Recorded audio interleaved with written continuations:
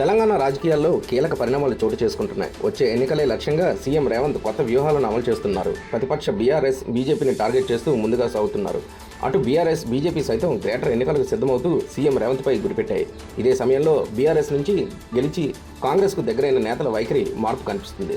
వారు తిరిగి కేసీఆర్ నాయకత్వానికి మద్దతు తెలుపుతూ గులాబీ గూటికి చేరేందుకు సిద్ధమవుతున్నట్టుగా ప్రచారం జరుగుతుంది. తెలంగాణలో వచ్చే అసెంబ్లీ ఎన్నికలే లక్ష్యంగా కొత్త రాజకీయ సమీకరణలు మొదలయ్యాయి. రాజకీయ పరిస్థితులు వేగంగా మారుతున్నాయి. కాంగ్రెస్ అధికారంలోకి వచ్చిన సమయంలో బీఆర్ఎస్కు చెందిన పలువురు ఎమ్మెల్యేలు అధికార పార్టీకి దగ్గరయ్యారు. వీరికి అనర్హత వేటు వ్యవహారం సుప్రీంకోర్టు వరకు వెళ్ళింది. స్పీకర్ వీరి పిటిషన్లను విచారించి క్లీన్ చిట్ ఇచ్చారు. తాజాగా మాజీ స్పీకర్, ప్రభుత్వ వ్యవసాయ సలహాదారు పోచారం శ్రీనివాసరెడ్డి చేసిన వ్యాఖ్యలు సంచలనంగా మారాయి. తన నియోజకవర్గంలో కేసీఆర్ హయాంలోనే అభివృద్ధి జరిగిందని, ఈ విషయం చెప్పడానికి తానేమీ వెనకాడనని ఆయన అన్నారు. అన్నం పెట్టిన వారిని మర్చిపోలేమని పేర్కొన్నారు.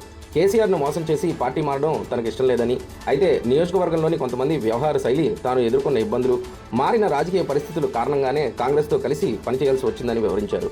కాంగ్రెస్కు దగ్గరైన బీఆర్ఎస్ ఎమ్మెల్యేలు ఒక్కొక్కరుగా తిరిగి కేసీఆర్పై తమ అభిమానాన్ని చాటుకునేలా వ్యాఖ్యలు చేస్తున్నారు. తాజాగా కార్యకర్తల ఆత్మీయ సమ్మేళనంలో పోచారం చేసిన వ్యాఖ్యలు కూడా అదే తరహాలో ఉన్నాయి.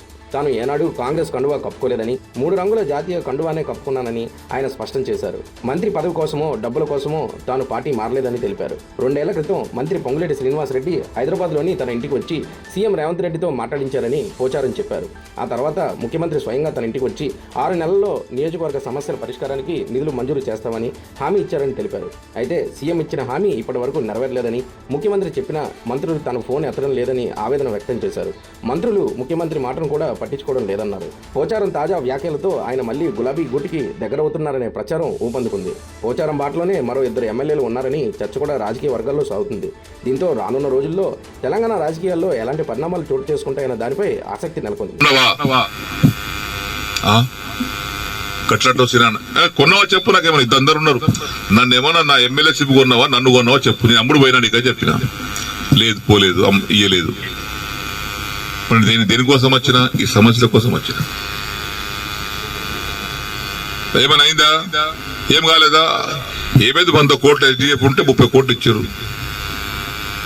తర్వాత బంద్. దగ్గర 70 కోట్లు డబుల్ బెడ్రూమ్ ఉంటే 20 కోట్లు ఇచ్చి, 25 కోట్లు ఇచ్చి, 45 కోట్లు ఇవ్వాలి. బంద్. పనులన్నీ పేమెంట్ లేక ఆగిపోతున్నాయి. ఆ కాంట్రాక్ట్ పని చేయమంటే పేమెంట్ ఇవ్వమని అంటున్నాడు. దవాఖాన బాన్సుడు బంద్ అయింది. కోటి దవాఖాన బంద్ అయింది. సిద్ధపరిచారు వారి కాంట్రాక్ట్ 40 కోట్లు ఇవ్వాలి, వాడు బంద్ చేసిండు. మరి వీటి కోసం వచ్చినాయి కదా నేను.